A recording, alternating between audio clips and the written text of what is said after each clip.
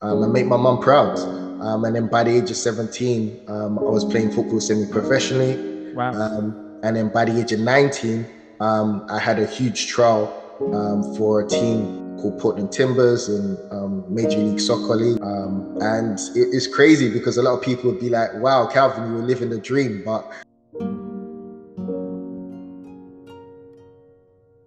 you are going to fail your way to success. It's not going to be straightforward. You are going to make mistakes, Yeah. but that's part of the process. Hmm. And once you understand that and you accept that, the next part I will say is embrace the journey.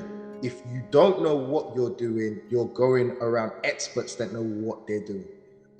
That's the key thing, because a lot of the times they make this mistake of where they'll be like, all right, I'm gonna go and I'm gonna invest in property. Then they'll go to their friend who's a carpenter. Hello and welcome to Property Investment Blueprint Podcast. In today's podcast, I am here with Calvin Garwood, founder of Fine Bwoi Inc. and a co-founder and a CEO of Property Portfolio Growth and a serial entrepreneur. Calvin helps property investors and professionals invest for a greater return on their investment. I love your tenacity, bro. I love your energy and the mission you've embarked on. I'm honored to be your host in the Property Investment Blueprint podcast. Welcome, Calvin. No, thank you for having me. Appreciate you. You're welcome. You're welcome. So the story isn't good enough unless we hear it from the person who actually has the story. Could you tell us a bit about yourself? Yeah. Well, it always has to start with my mum. That's my guardian angel. Um, com- Absolute, like, the best human being I know.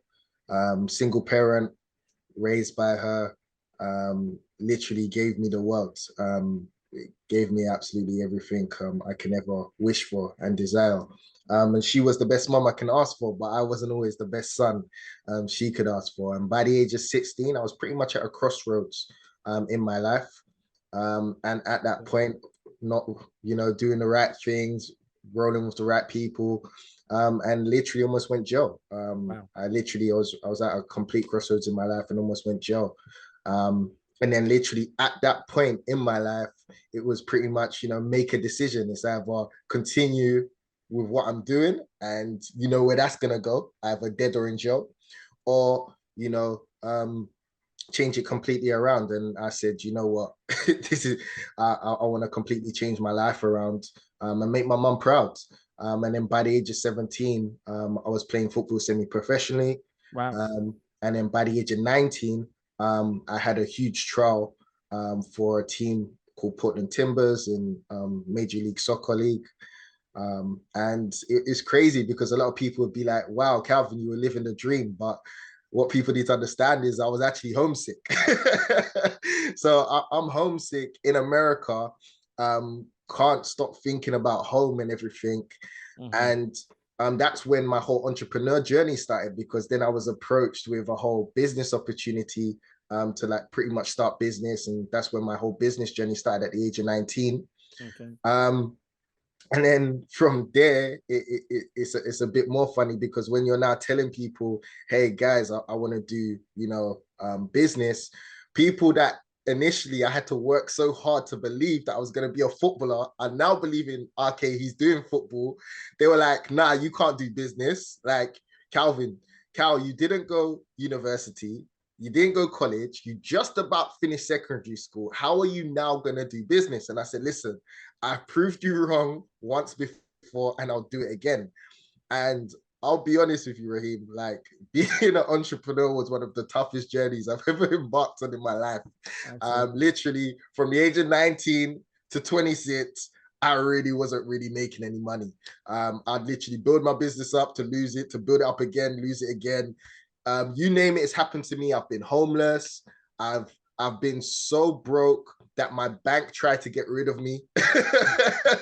Wow. my, my Wow. bank actually tried to get rid of me. They were like, Calvin, you're not even in your overdraft. We want to get you into your overdraft. Have you considered, looking for another bank? And I'm like, no, I've been with you guys since, like, I was 16. I'm staying with you guys. But it's funny now, like, obviously time goes on. by the age of 26, 27, I really garnered some great mentors, a great network, and I actually started making money in business. I then fast forward, went on to start my own company, as you mentioned, Fine Bwoi Incorporated. I started doing loads of kind of investments. You name it, I've probably invested in it. And then over time, literally continued the whole entrepreneur journey. And last year, I was on a world tour, a 3-month world tour where I was literally going around the world talking about diversification, Wow. people, wealth creation, how people can diversify their income. And when I came back from the world tour, it was like, cool, what's the next ventures? And what's even crazy about that is life really hits you, because there was a period of where I went really quiet and really dark, because while I was even on tour, there was a lot of deaths going on, a lot of illnesses going on in my family and stuff like that. So when I came back from the world tour, where a lot of people were on a high, I was really not there. I was really on a low. So I kind of went kind of quiet for quite a while, where I had to just kind of recoup. And it was the first time, like you always hear about deaths all the time. Yeah. Where I was really, my mental health was really affected. I was really just not in a good place. I didn't really know how to really deal with that many deaths, and so much that was going on all at one time, and it felt like everything was just happening all at once. Yeah. So then it was like when I eventually, dusted myself off, and there's a few close confidants that I have, obviously my mum being one of them.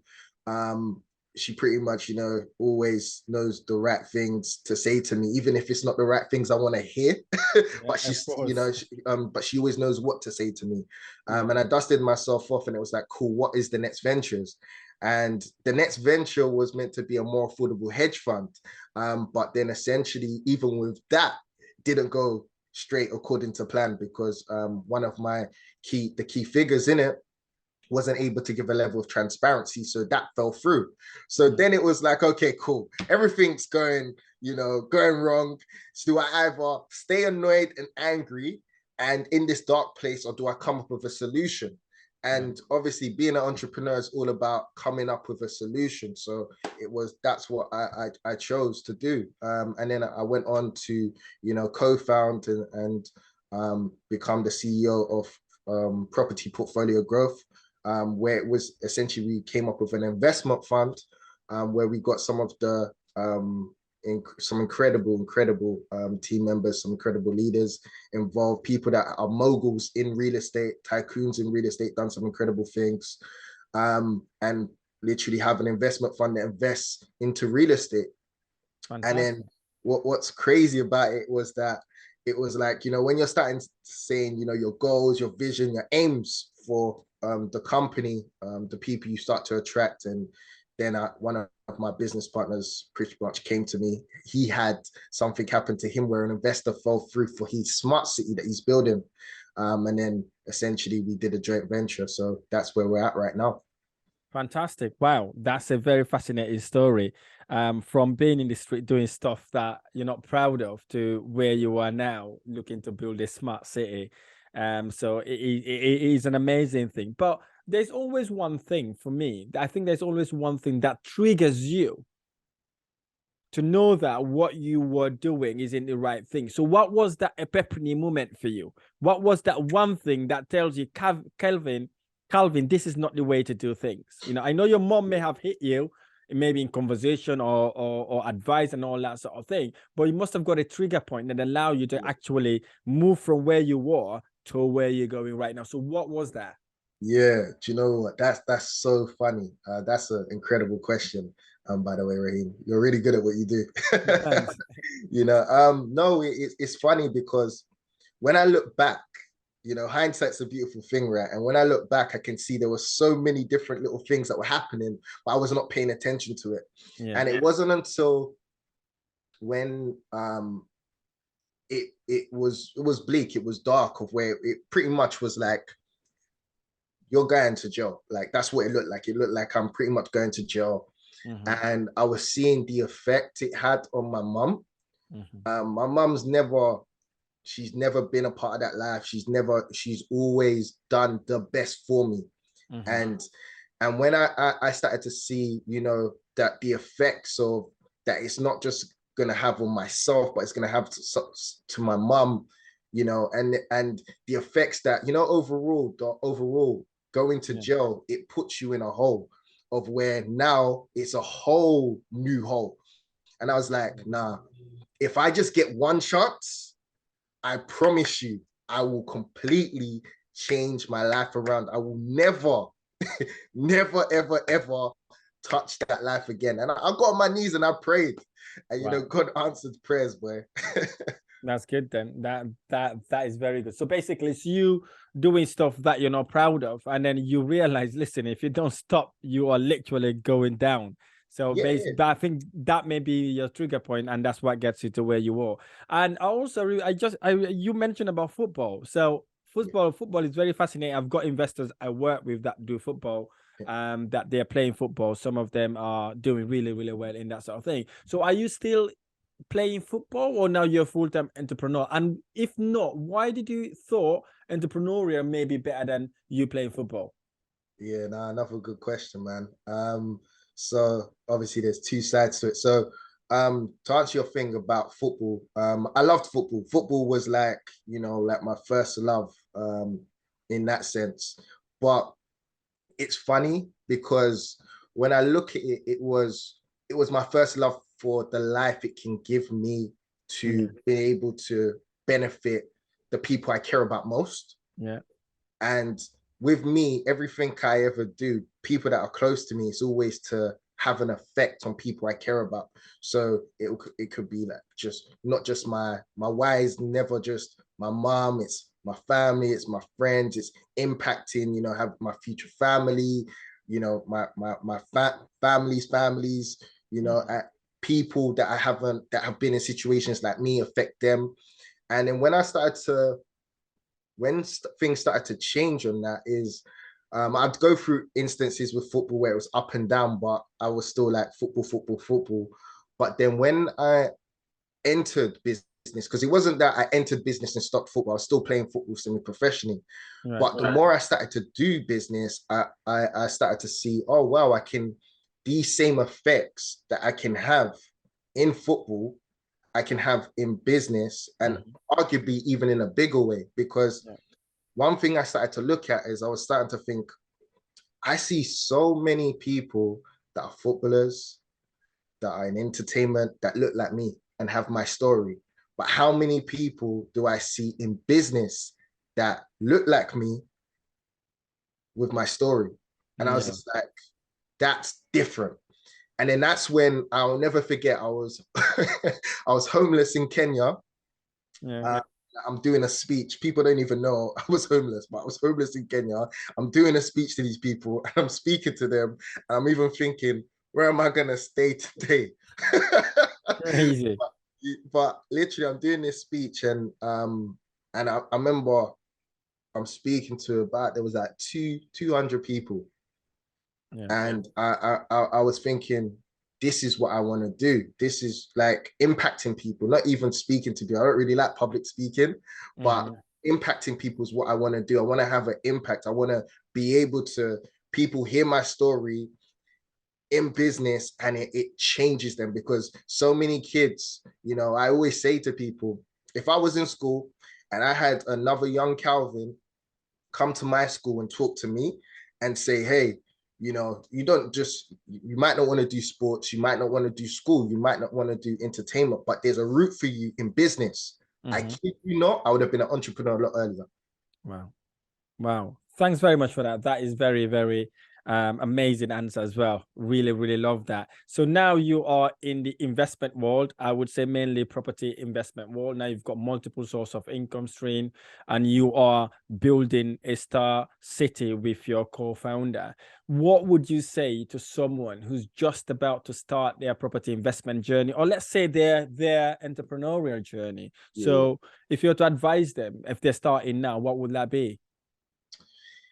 Right. So really and truly, first thing is being an entrepreneur, is not smooth. Like, it's not plain sailing. Understand that essentially you are going to fail your way to success. It's not going to be straightforward. You are going to make mistakes, but that's part of the process. And once you understand that and you accept that, the next part I will say is embrace the journey. Too many times as an entrepreneur, you don't embrace the journey. You don't take it all in.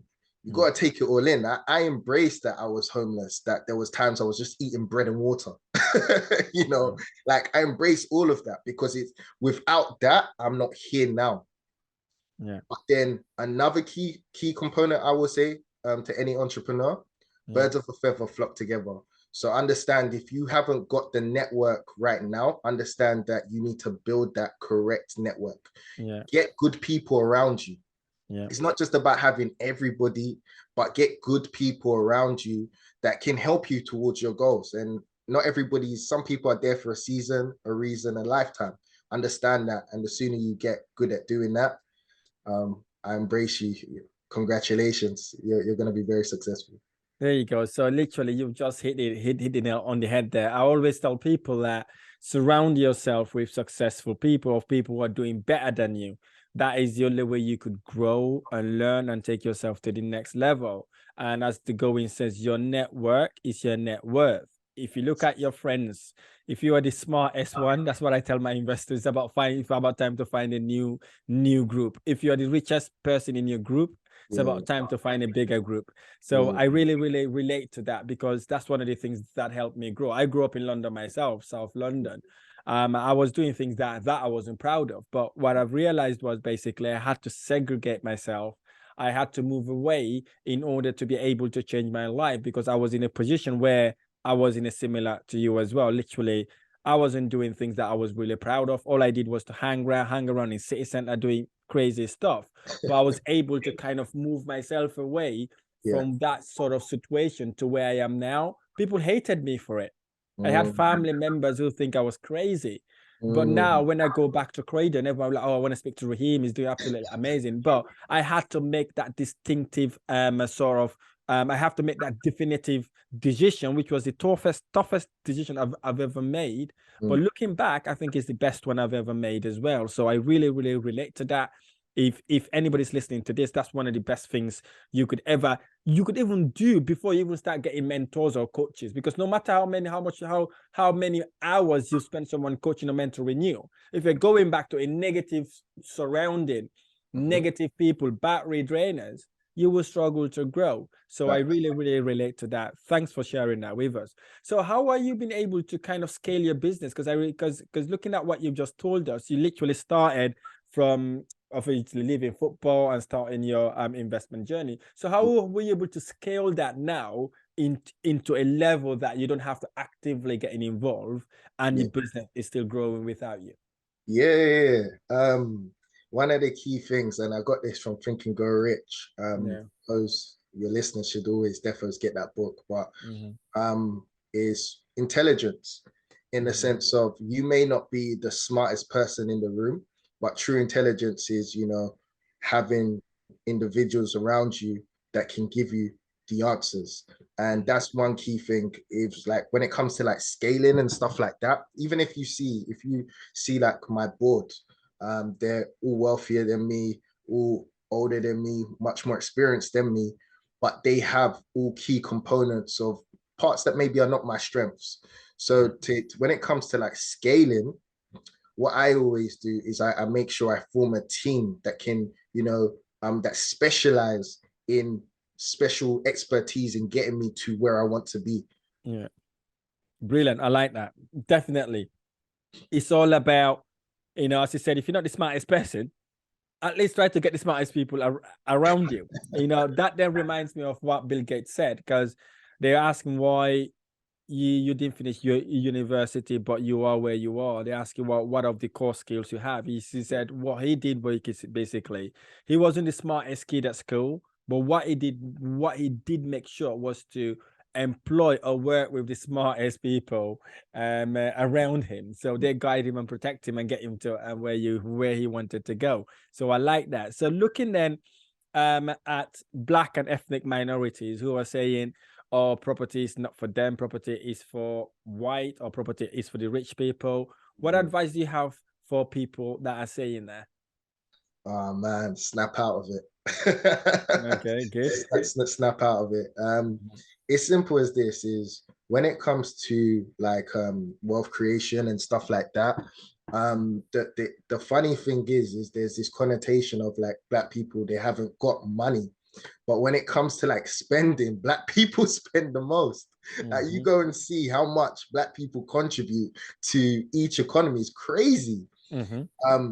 Now it's when it comes, and no one's saying don't spend. Yeah, you can go get nice things, but wealth create so that essentially you have additional income coming in, and then you can be like, all right, cool, I use this little bit for whatever I like doing. Yeah. But when it comes to like, like getting into property and stuff like that, it's definitely do it. Definitely do it. That the key thing I will say to an individual is definitely do it, but make sure if you don't know what you're doing, you're going around experts that know what they're doing.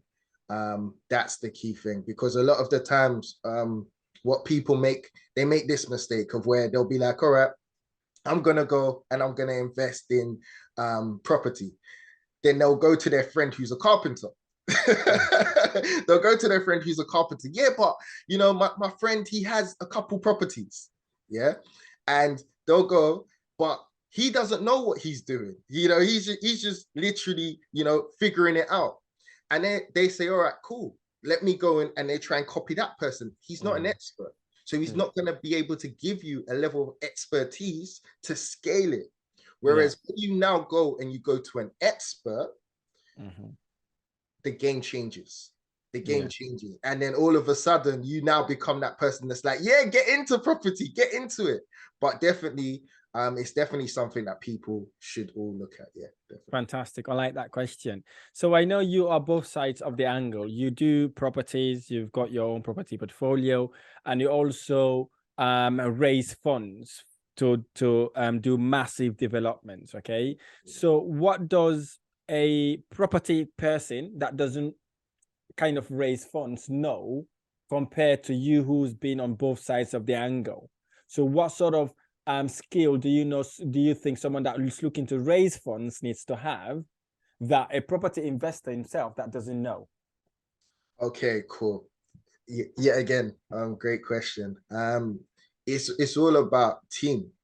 Yeah. So for instance, like me, I'm the CEO, but what I went to go and do is I went and got a CSO, so a chief strategy officer.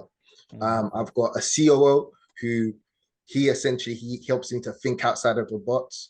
I've also got other directors that essentially they have like 10, 20 years of experience of not only when it comes to developments, but also when it comes to like raising funds, raising big, significant funds. So that in turn helps me to now also incorporate making a really stellar team so that it helps me to hit the targets that I want to achieve. Wow, that's good. So obviously, I met you through presentation you made about your Star City project. So your enthusiasm and your energy is what draws me to say, you know what, Calvin, jump on this podcast. I'd love to interview. Right? Yeah. What really keeps you going without losing that energy? That's I love this podcast. Do you know what? What keeps me going? I'm somebody, and this has been why I laughed is I've been asked this so much because people always like, when you go and you get close to hitting something, you set something else, and that's just how I am. Like I'm wired that I could be close to achieving this target, but essentially I'm someone that I always think larger than me. So that's what really keeps me going. I always think like, how can I affect my mom? How can I affect this person, that person? And then the more people you start adding to it, what ends up happening is your drive gets more and more and more. It's like you're putting more fuel in the tank, because essentially, if I say, all right, I want to, help my mom to do X, Y, and Z. And I've gone and I've done that. It's like, all right, cool. What's Relax. next? But then if I'm now saying I'm looking to help my mom, I've got these friends, I've got this friend that's just had a child, I've got these nieces and nephews, I've got my family, I've got, I've come across you, I want to help you. This, when you start doing that, what ends up happening is you end up adding more goals, more targets, your vision gets bigger, your why gets larger, and then you just keep on going. So even after a while, sometimes what ends up happening as an entrepreneur, just generally, you think, oh man, things are not going well for me. But then, because now it's bigger than you, you're essentially like, yeah, but Rahim needs this. My mum needs this. My grandma needs this. And then it picks you back up. I get that, bro. I haven't looked at it that way, but that is a very smart way to kind of make you grow, because if you're thinking about giving back all the time, I've seen people telling me the same kind of answer, but it's surrounded all about giving back. Because if it's for you, you can easily get your financial freedom, and then what's next?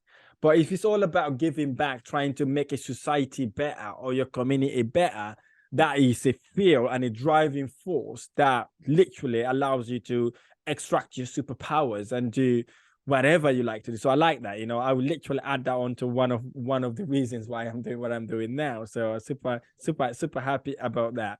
When we started the podcast, you did talk about hard times. I'm definitely inspired by someone who overcame hard time. Do you mind sharing a time or event that was really, really hard for you?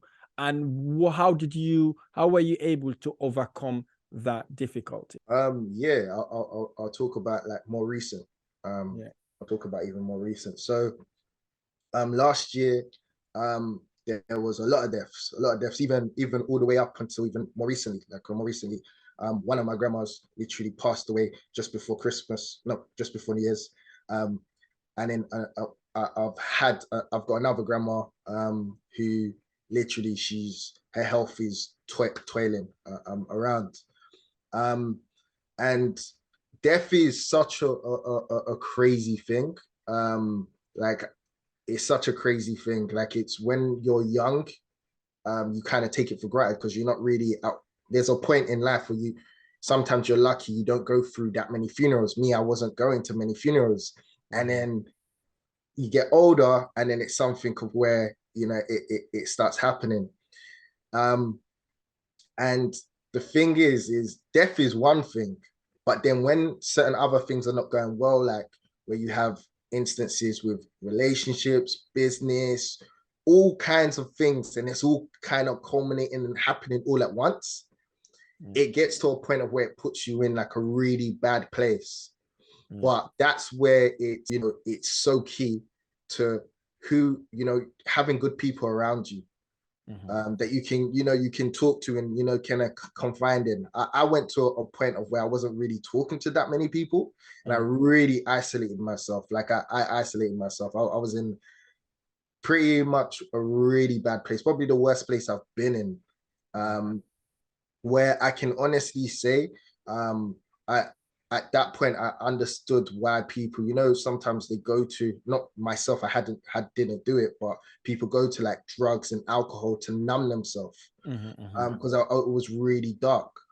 But what I did is eventually I just started talking and confining in like good people, and you try not to tell too many people because you don't want people worrying. It's not even about, you want to keep it away. You don't want people worrying. You don't want to burden people.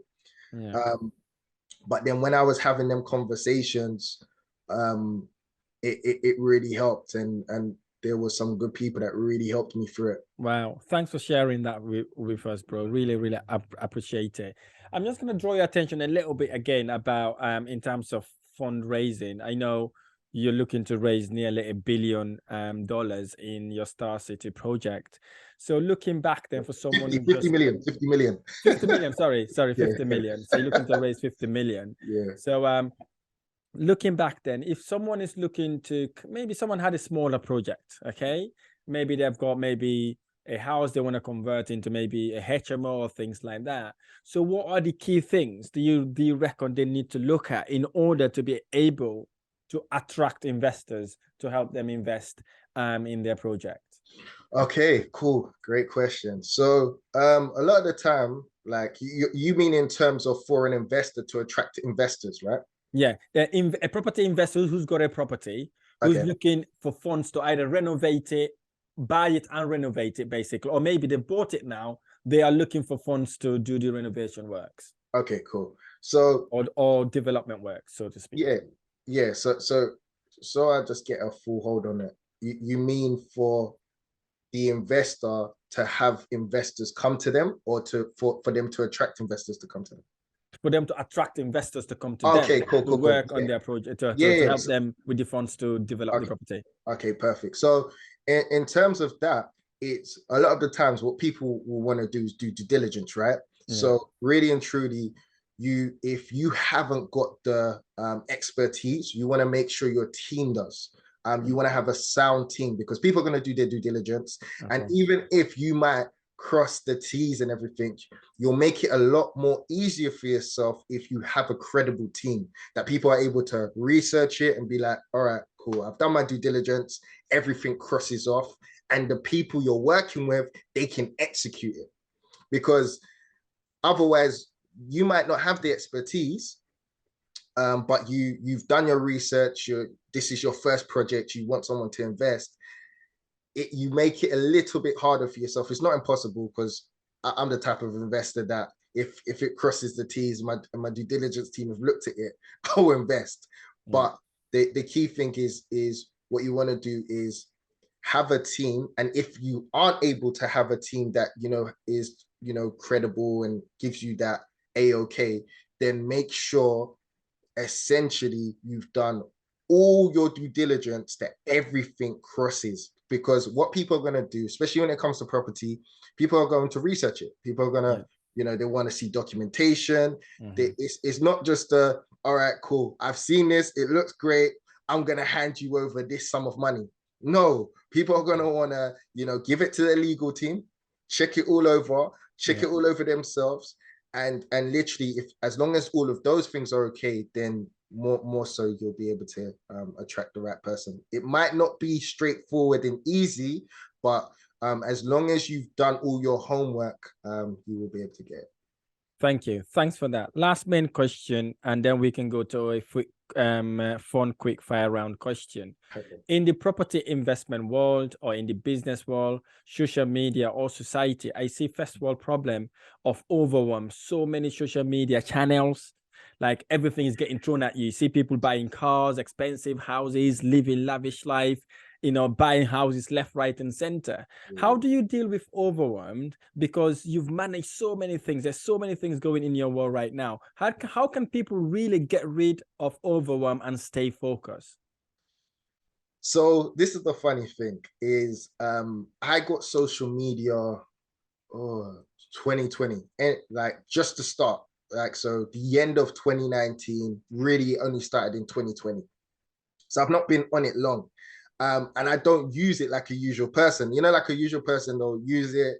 Like sometimes I'll hear people, they won't like everything. If you come up on my news feed and it's there, I'll like it. Sometimes I don't even check it. I just show love. I won't go searching for like people go onto the explore page and stuff like that.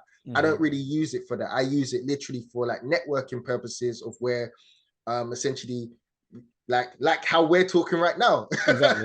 Yeah. You're absolutely right. Yeah. Generally, like I use it for networking purposes. So for me, how I will always say it to other people is I'm not bothered about other people's business. I'm literally bothered about my business and my people's. As long as my people and me are cool, then it's easy to block out the rest. The problem with social media, why people normally have to go on detoxes and stuff like that, is they get overwhelmed because they keep on checking for it. If you're not checking for it, you can't get overwhelmed. You can't. Absolutely. So that will be my thing, because essentially the way I use it is like how we connect. I just use it for conversation, then I'm off it. You know, Yeah, it's good, it's good. It's good. It's good you're doing that way, because it's when you start looking at what people's doing and then you start comparing yourself with them. Even if you're doing well, you'll be thinking, whoa, I'm so slow paced right now. I need to catch up with this guy. But for me, what I tell people, as long as you're better today than yesterday, you're doing well. And you don't have to compete with anybody else but you. Right? So I really like that answer where you use the tool to serve you, basically, which is amazing, which is how we met. So I really, really like that. So quick fire round question, okay? Okay. Worst advice you remember receiving? What advice do I remember receiving? Worst advice you remember, receiving, yes. Oh my God. there's been a couple. Reason why I'm laughing, because I'm like, if these people hear it, they're gonna be like, hey, this guy. Do you know what? An experience. It's not like it wasn't like real like advice. It was like an experience that I had with this guy I really looked up to. Okay. We're in Kenya. And it was, you know, that famous saying, don't meet your idols. So there was a guy I looked up to, and he really didn't live up to the expectation at all. And he was talking about a way of how we should basically like network, how we should network through people and this and that. And it was basically like if you speak to X, Y, and Z person, then you know, from speaking to this person, you ask to speak to some more people. It was like the most basic advice. And I was like, okay, cool. Like, you know, like you're expecting it to be more. And you're like, all right.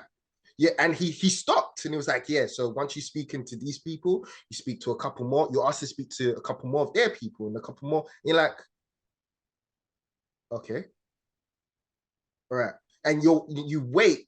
I waited for him to land and he was like, yeah, and that's it. That's the secret sauce. And I need you to understand, Rahim, he built it up.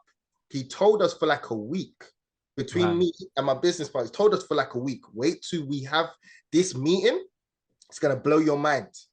It's going to make you youngsters, we were like 21 at the time. It's like, this is going to make you guys multi-millionaires, not millionaires, multi-millionaires. So you're like, oh my God. I can't wait to hear that. Start like, cleaning your hands and everything. So it was, even once he said that, we went home. We weren't homeless yet. We went home. We all looked at each other, business partners. And I was like, he's a load of rubbish, isn't he? like, what was that? Like, that wasn't anything, you know? Like you get a lot of stuff like of where people they'll oversell things. Like the worst advice is where is people that oversell something that they don't even do themselves. That's that's the worst advice that I always think. Like it always makes me cringe, because whenever I'm either mentoring anybody or advising anybody, I'm giving them advice on personal like experience, not something of where you've seen it but you ain't done it yourself, so you can't really walk the walk. It's all about practicing what you preach, aren't you? Exactly. So it's not just that. Okay, best advice you remember receiving? Best advice, man, I've had some incredible ones. Really and truly, the ones that I've even told you. So you know, things like your net worth, you know, is your network, and really understanding that, because a lot of people hear that, but they listen to it, but they don't hear it. And there's a difference. You can listen to something, but it comes through one ear, comes out the other. When you hear it, it goes up there, you know, and then it comes out here. And the difference is this, is that like when I went and I looked and I was like, and it doesn't mean drop your friends. That's another thing. Like a lot of people think, oh my God, like drop my friend. No, it doesn't mean that. Sometimes it can mean just, you know, like you can have your day ones and you can have like your business counterparts, you know, your business friends. It doesn't mean you have to drop anybody, you know. If they're toxic, then that's a different discussion, you know. But there was that. There was understanding your worth. Yeah. Understanding your worth. Even that, a lot of people don't really even understand that term. You know, like for me, I've had mentors, I've had some incredible people have belief in me and see things in me and say things to me before I could see it myself. Wow. Like, true story, we're on a world tour. One of my business partners, who's one of the co-founders of this, like, he literally had said to me, "Hey, Cal, cool, you've made X, Y, and Z. You're doing incredibly well. But what's next?" I'm like, "What do you mean, what's next? Like, don't worry, we're more from the tour. We go again. Like, we'll do, like, we'll talk about what's next. Don't worry, I've got it all planned. All right, cool. What's the plan?" Like, why are you asking me this right now? We're having a meal, man. Like, we're in Tanzania. We're about to go Zanzibar. Like, why are you? He's like, no. It's like, you got to understand your worth. Yeah. Is you are doing incredible things. It can all go.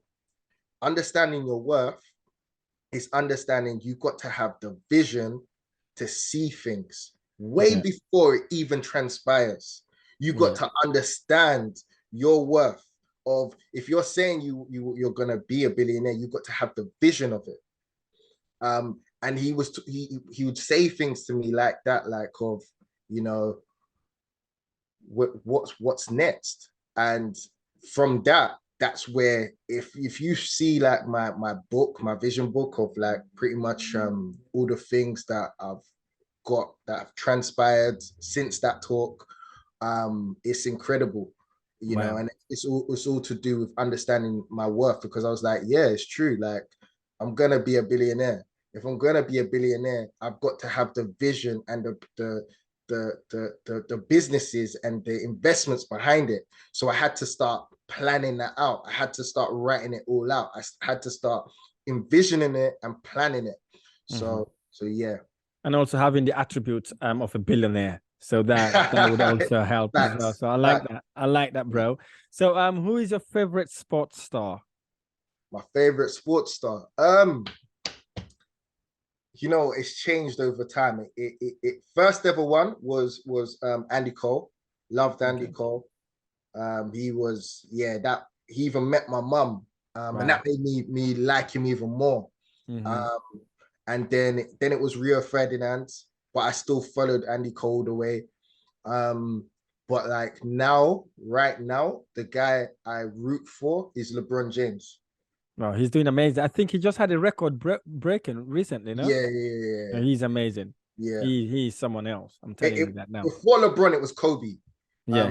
And rest in peace. But LeBron James. And I wasn't always a huge LeBron fan, but it was more for the way the media would come at him, the way he would still defy, you know, like, a lot of people will crumble when you're faced with an adversity like that, and to still keep on striving forward, like, shoulders like stern, and just, you're still going, and the things he would go and do, and a lot of his investments and things and plays that he's done are things that I want to pretty much do with myself. So yeah. Fantastic.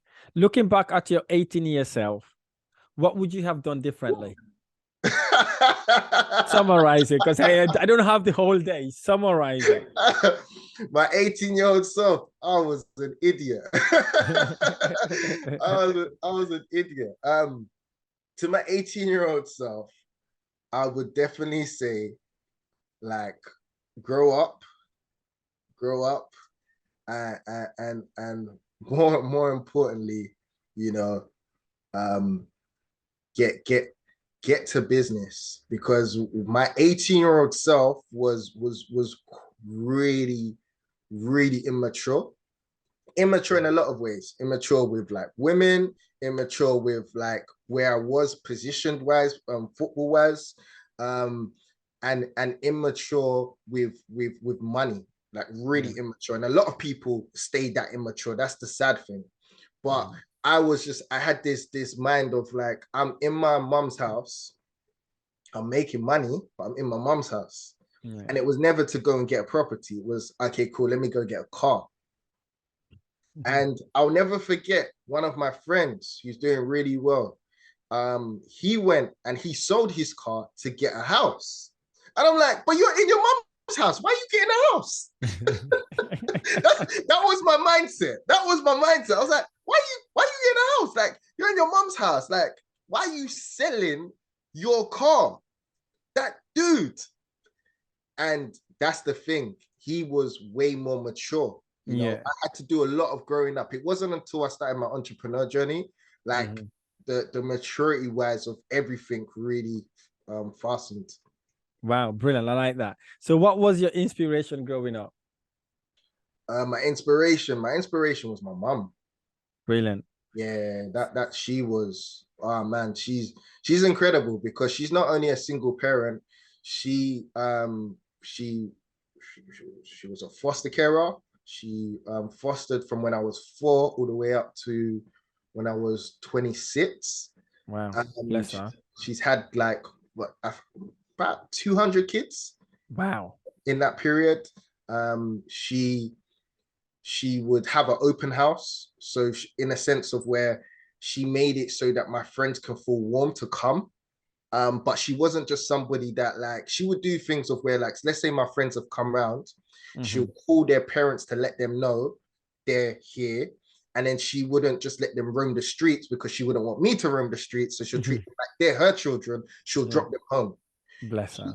Also, she would feed them as well as feeding like myself and, you know, my foster brothers and sisters.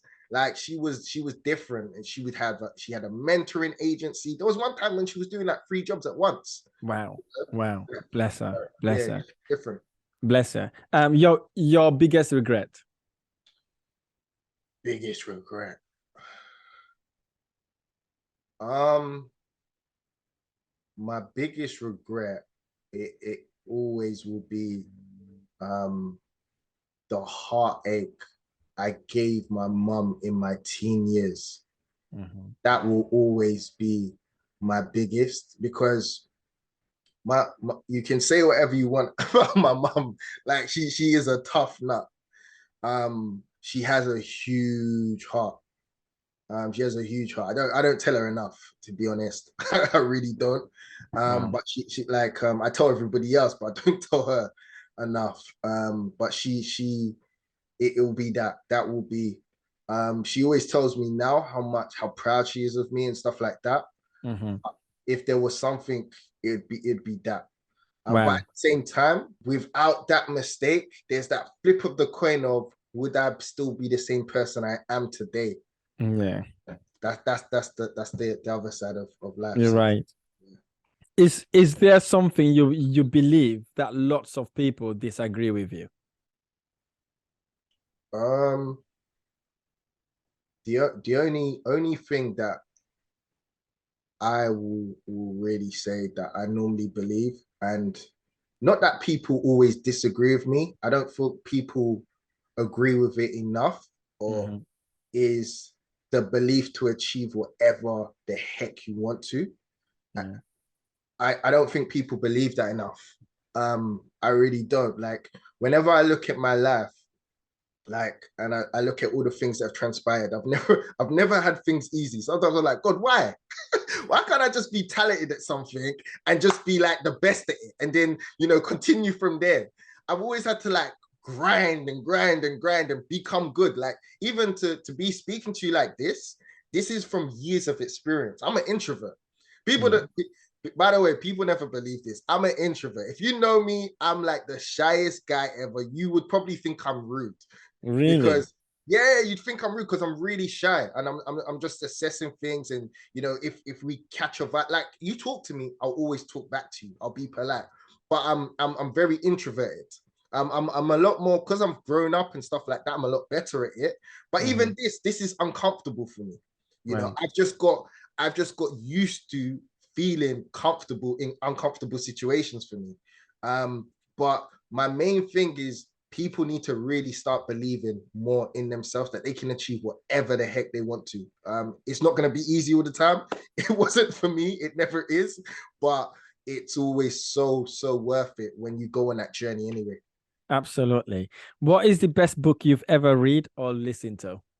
Oh, so many, so many.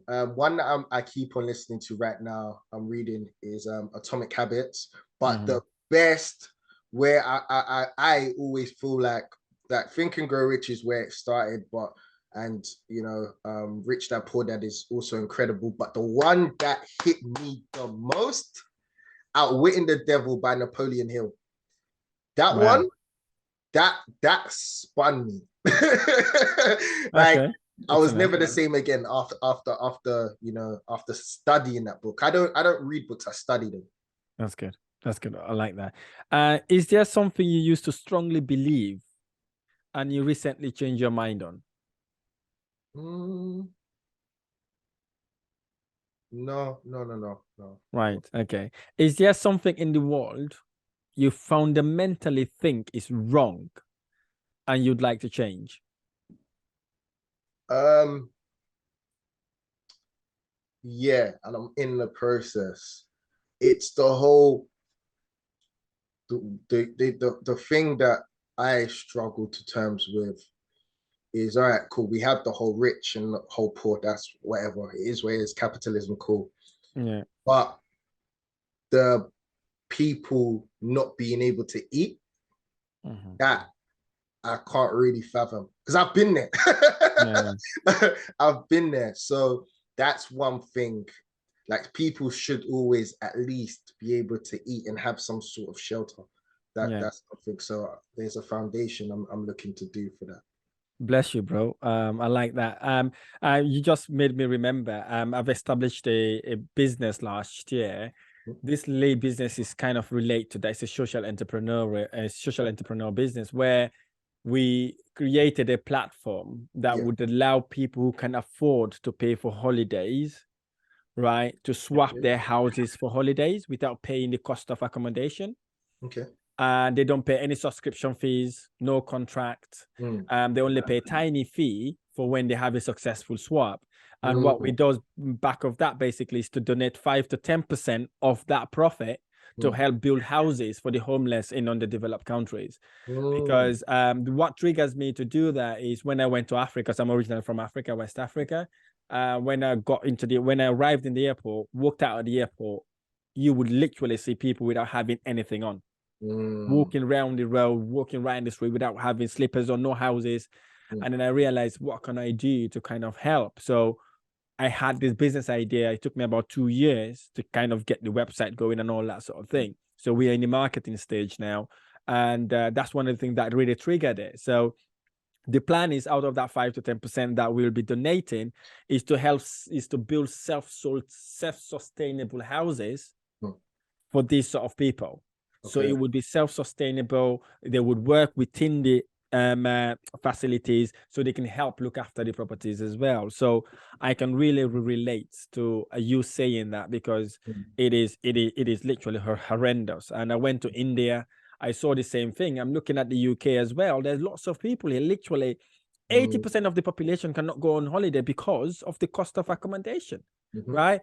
If you can create a facility that would allow people can afford to go on holiday, and at the same time build houses for the homeless, I think that will take us a long way. So I have embarked into that journey now, and it's going absolutely amazing. So I really commend you for doing what you're doing right now. So going back to the project you've talked to me about the Star City, would you be able to give us a little bit of background of what that is and how people may get involved? Okay, all right, cool. Yeah, so Smart City, that was, and it's a joint venture between my business partner, Tyrone Marcel, One Sterling Group Management, and my Yeah. company, Property Portfolio Growth.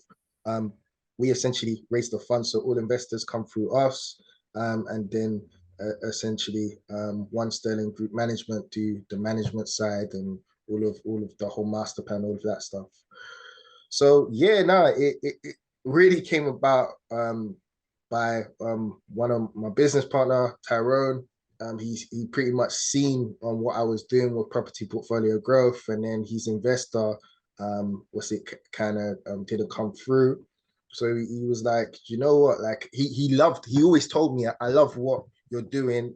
we need to be doing business in some sort of capacity, property wise anyway, because we've done business before. So I was like, yeah, cool. And then he was like, yo, what do you think of this? And then I was just like, this just makes too much sense, because it's not just a smart city. It's a way to be the first smart, it's going to be the first smart city in the Caribbean. Like, understand that. Like, there's so many times of where when it comes to like the Western world, everything comes to the Western world, and then Africa, Caribbean is an afterthought. This is the first time now where people are able to really participate in history. People had the whole, Dubai moment. Imagine that, Dubai was just sand at one point. And then somebody came with a vision and said, yeah, we're going to build this to what it is today. And now everybody's coming to Dubai. And shout out Tyrone. Tyrone saw that. And it's so crazy because it wasn't meant to be a smart city. It was meant to be a hotel. And they just gave him too much land. And it was like, do you want this land or not? And it was like, do you know what? Solution or anger? He came up with solution. And then, like, it's going to be the first smart city. And anybody that wants to get involved, they literally reach out to myself, Property Portfolio Growth. You can go to the website or catch me on Instagram or LinkedIn, Facebook, Calvin Garwood. And then essentially, So you just talked about the Star City. So what is Star City? What are you trying to build? Is it houses, hotel, or supermarket or shopping malls? What literally is within that Star City? Because it sounds like you're building a whole city. Yeah, so the smart city is everything you just said, but with smart technology. Okay. So it's and this is what makes it so exciting, because it's going to be the first of its kind.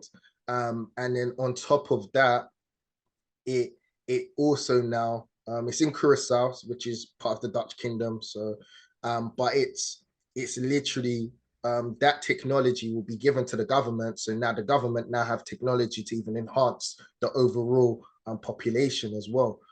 But yeah, it's literally everything you mentioned. It has a sports stadium, hotels, everything 5-star, and it just, Iron Man technology. It's incredible. Wow. Brilliant. Fantastic. This podcast is called Property Investment Blueprint Podcast. What does Property Investment Blueprint means to you? It's simple. Like, property investment is just, obviously, you have property, you invest in property. But when it comes to like any individuals, I think you mean like for individuals, right? Yeah. For me, I would always say it, like, as I said earlier in our talk, if you don't know how to really invest in property, just make sure you're going with experts. Even if it's not myself, Rahim, go with experts, people that have that experience in the field, that have a team that can really help you. And it's something that, honestly, especially in this climate that we're in, is something you really want to be a part of. Wow, fantastic. Thank you. Final one. If there was one person you'd love me to interview, who would that person be and why? Oh man, you put me in a sticky situation. Yeah. Do you know what? Do you know how you put me in a sticky situation? Because I have an incredible team, an incredible board. And if I put one person, they're going to be like, wait, why did you say? Do you know what? Do you know what? I'll put two. Okay. I'll put a couple, because otherwise they're gonna kick my butt. So this is my director, my CSO, my COO. Okay. So you've got I'd say, well, let me say my COO, because he's the co-founder. Okay. So it makes it easier. So with him, I'd say him, because essentially he's incredible. Like, he's a way better speaker than me. Public speaker, mentored me. He literally helped me co-found this. He has an incredible journey. Okay, like honestly, he has an incredible journey. Even there's my CSO, Des Selassie, and my other business partner, Tara Marcel, also have incredible stories. You've got stories of like real hardship, not being easy, failing forward, all of that. And it'll be very inspiring for a lot of people to hear any of their stories. Fantastic. What an amazing way to end. That was a great special moment with me, Carl. I really, really appreciate you. Thank you. Thank you. Where should we follow you, and where are you hanging out in social media if someone wants to contact you? Okay, cool. You can literally Google me, and then my socials will come up. Calvin Garwood, that's CALVIN, that's CALVIN. Garwood at GAR Wood. And that's literally on, Instagram, LinkedIn, Facebook. If you want to use that, I don't really use Facebook. And you get all my socials, or essentially my company, Property Portfolio Growth. That's Property Portfolio Growth. And yeah, essentially you can follow Property Portfolio Growth on Instagram, TikTok, YouTube, Twitter, you name it. Property Portfolio Growth is everywhere. But thank you so much for your time, Rahim. This has been absolutely amazing. Thank you for sharing your life passion with us. God bless you, bro. Appreciate you. God bless you, bro. Thank you.